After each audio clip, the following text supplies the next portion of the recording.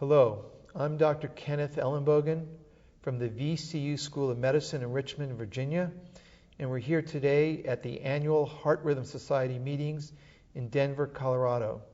It's my privilege to be interviewing Dr. Takashi Yamashita from the Tokyo Cardiovascular Institute in Japan.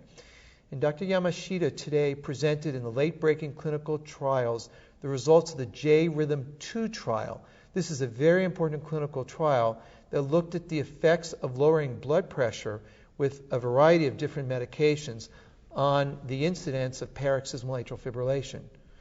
Dr. Yamashita, can you please go ahead and tell us about the results of this trial? First, thank you for your invitation. Neurohumoral factors has been believed to be involved in the progression of atrial fibrillation. Among many neurohumoral factors, the renin-angiotensin-aldosterone system has been believed to be a major part in the progression of the disease. If so, the blockade of renin-angiotensin system will prevent the progression of atrial fibrillation. However, recent randomized clinical trials, including GCF trial or ACTIVE-I trial, could not demonstrate the usefulness of ARB for prevention of atrial fibrillation. However, we encounter many patients with paroxysmal atrial fibrillation and hypertension. In Japan, half of the patients of paroxysmal atrial fibrillation has a comorbid condition of hypertension. So clinicians may ask a question, which antihypertensive drug should be prescribed to patients with paroxysmal atrial fibrillation? Any drug is okay, or the role of renin-angiotensin blockers may have some beneficial effects beyond blood pressure lowering events. So we focused on the quality of life of AF patients with hypertension, especially on the frequency of paroxysmal atrial fibrillation, because the frequency of paroxysmal atrial fibrillation is an annoying matter for patients. In the J-Rhythm study, so we compare the frequency of paroxysmal atrial fibrillation under ARB blocking hypertension therapy or under the conventional calcium channel blockers.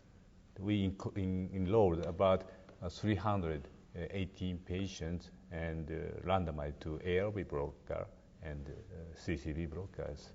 And their hypertension was controlled by candesartan in ARB blocker group and by amlodipine in CCB group. And the patient transmitted their electrocardiogram by transtelephonic monitoring every day and during the symptom presentation. And we counter the frequency of paroxysmal atrial fibrillation every 4 weeks. And what did you find in your study? It's a fascinating study comparing an ARB to a calcium channel blocker for the treatment of hypertension in people who have hypertension and AFib. Fascinating. What did you find? In our study, blood pressure lowering by either drugs had similar effects on the frequency of paroxysmal atrial fibrillation. In both groups, the frequency of paroxysmal atrial fibrillation decreased gradually, but the decrease was not different between the group.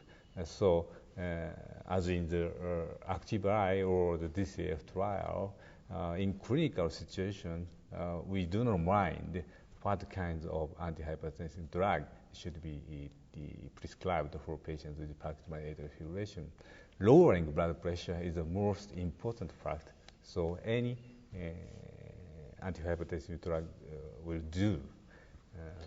So the take-home messages from this just very important clinical trial are that lowering blood pressure was similar between both the drugs studied, yes, the calcium channel blocker and the ARB drug, yes, but that neither drug was superior. There was no benefit of one drug over the other drug in terms of decreasing the incidence of symptomatic AF. I think this is the type of clinical trials we really need because hypertension and AFib are just so common and they're often so comorbid.